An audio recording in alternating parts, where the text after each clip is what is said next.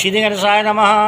हर हर महादेव। कर्मकांड बाई विभूति नारायण पांडे शास्त्री, महामाया नगरी अंबिकापुर छत्तीसगढ़। गीता ज्ञान चैनल में आप सबों का हार्दिक स्वागत है। माताओं एवं बहनों एवं प्रिय साथियों, आप लोग कैसे हैं? आशा करता हूं कि आप सब अच्छे से होंगे और अच्छा से होना भी चाहिए। तो प्रिय साथियों, आज मैं आप लोगों के समक्ष अच्छे इंसानों के साथ ही बुरा क्यों होता है, इस संबंध में आप लोगों को मैं बताने जा रहा हूं और इसका हल क्या है। तो दोस्तों, वीडियो देखने से पहले थोड़ा धार्मिक हो जाएं और सब्सक्राइब कर घंटा दबा दें। हम लोग यह सोचने बैठ जाते हैं कि ये सब हमारे साथ ही क्यों हो रहा है, हम अनलक्की क्यों हैं, हमें क्रोधित हो जाते हैं। खुद से भगवान से हमने तो हमारा अच्छे काम किया है, हमने तो कभी बुरा नहीं किया, फिर भी भगवान हमारे साथ ऐसा बर्ताव क्यों करते हैं। तो चलिए हम आते हैं अब कहानी पर। एक व्यक्ति था, वो व्यापारी कृष्ण भक्त था। वो कभी किसी का बुरा नहीं करता था और न ही किसी का दिल दुखाता था। वो हर दिन भगवान के मंदिर में प्रार्थना कर भगवान से आशीर्वाद लेकर अपने काम पे जाता था। पर इस व्यापारी के आसपास के सभी लोग इससे बहुत खुश थे।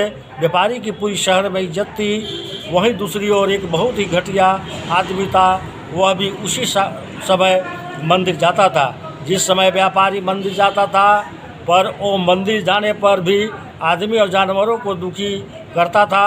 वह जानवरों के ऊपर पत्थर मारता था, वह जुआ खेलता था और शराब पीना तो उसका रोज का कारण था। व्यापारी का मंत्र था, जल्दी उठकर मंदिर जा और अपने काम धंधे में लग जा। और वही दुष्ट व्यक्ति का मंत्र था, जल्दी उठकर मंदिर जा और दूसरों का चप्पल उठा कर ले जा।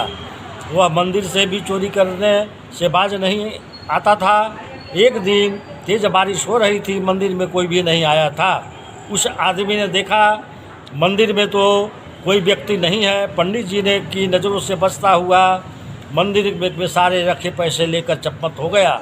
थोड़ी देर बाद व्यापारी भी मंदिर में आ गया और इस चोरी का इल्ज़ाम इस व्यापारी पर लग गया। लोगों ने उस व्यापारी को खूब जलील किया, खूब फटकार लगाई।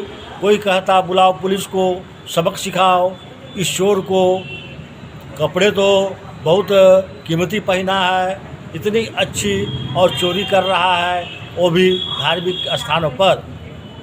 शर्म आनी चाहिए इस नीच इंसान को। बुलाओ पुलिस को। बहुत मिन्नतें करने के बाद किसी तरह व्यापारी मंदिर से बाहर आया और जैसे ही अगले चौक पर पहुंचा, एक तेज़ी से कार आया और उस व्यक्ति को ठोक कर चल गई। वह व्यापारी भी गिर पड़ा, थोड़ी चोटें आई, लेकिन टक्कर के दौरान एक बैग कार से अंदर से बाहर आ गई, जिसे कार वाले ने डर के बारे उठाया ही नहीं, क्योंकि कार वाले को भागने की जल्दी थी। उस नीच व्यक्ति सब कुछ देख रहा था, शराब भी पी रखी थी। वह जल्दी से लपक लिया। वह शराबी बैग खोलते ही शराबी के होश का ठिकाना न रहा। नोट से भरा था और बैग, और वो खुशी के मारे चिल्ला पड़ा और आज तो खुश माला माल हो गया। पहले आज सुबह से माल मिला और अब पैसों से भरा बैग मिली तो लॉटरी लग गई।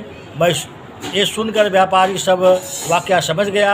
उस समय व्यापारी तो चुप ही रहा और घर गया और गुस्से में भगवान के सभी तस्वीरों को उतार दिया।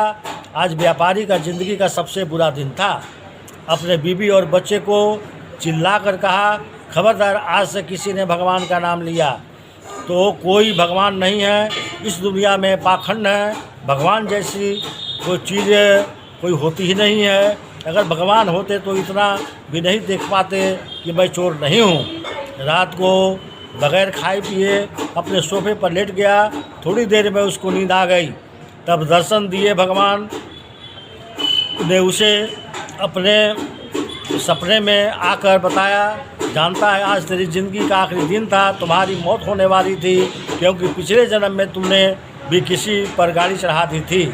उसका ऋण तुझ पर बकाया था और उस नीच व्यक्ति को पूर्व जन्मों के कारण उसको राज मिल रहा था, लेकिन इस जन्म में बुरे कर्मों के कारण कुछ पैसे ही मिले।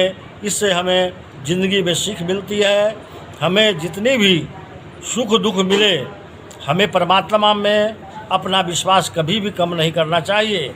ये साथियों, आज मैं अपनी वाणी को यही विराम देता हूँ। नमस्कार।